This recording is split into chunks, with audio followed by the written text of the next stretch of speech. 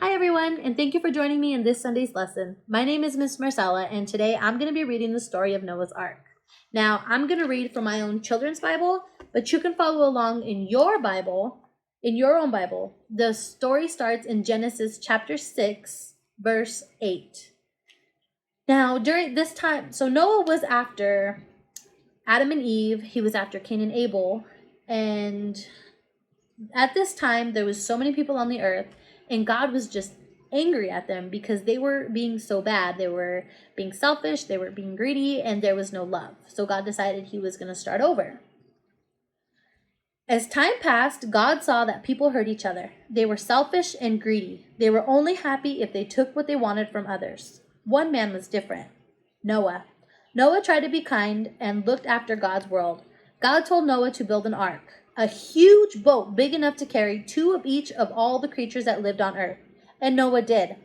People laughed at him, but Noah collected together lots of food, and then, 2 by 2, birds and animals of every kind came to him.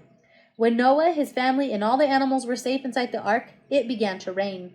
Slowly, steadily, hour after hour, day after day, week after week it rained. It rained until floodwaters covered the earth, and all the people who were cruel and greedy and had hurt each other were washed away. Only Noah's ark floated above it all. After 40 days and 40 nights, the rain stopped.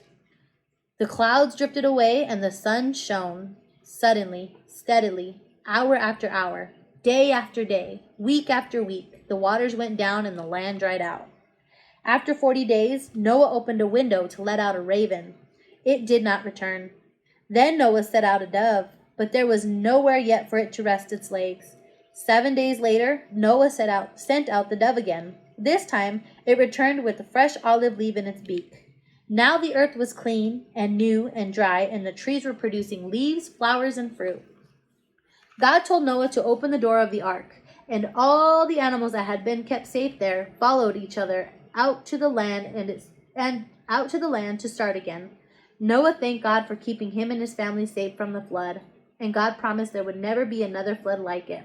Then a dazzling bright rainbow filled the sky as a sign of God's promise. Now, this is one of many promises God has made to us. If you take your Bible and you flip to Deuteronomy chapter 31, verse 6, you will find one of my favorite verses.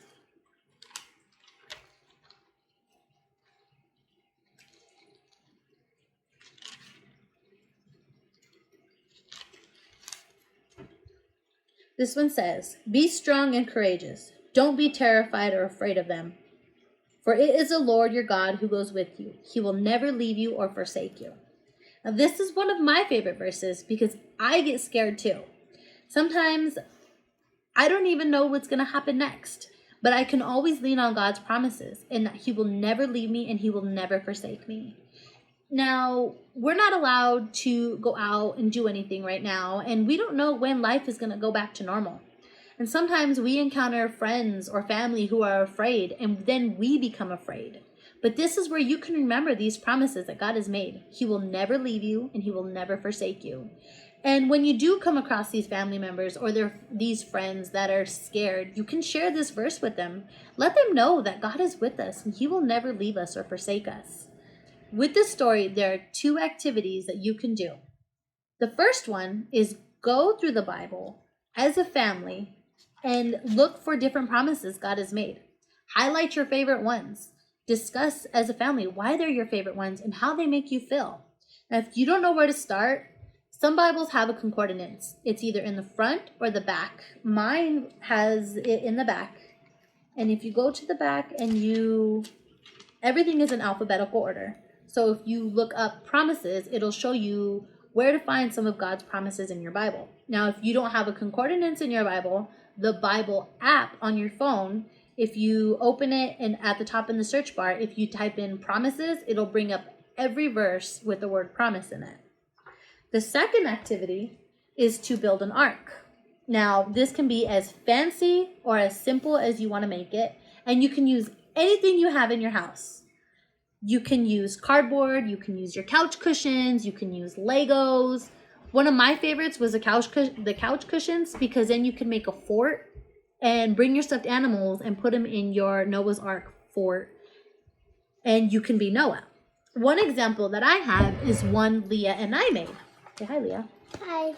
And can you tell them what this is made out of? It's made out of toothpicks, paper, and tape.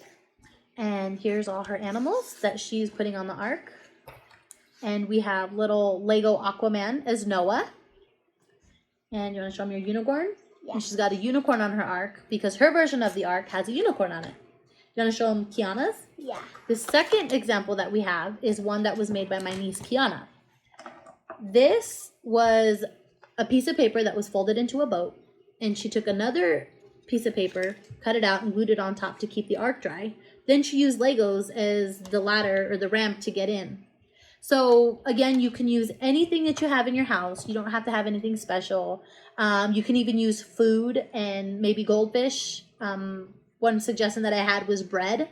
So you can use anything that you have in your house. And remember, you can make it as fancy or as creative as you want it. And once you're done creating them, take a picture and post them so we can see what creations you came up with. Thank you for joining us. Bye. Goodbye. Bye.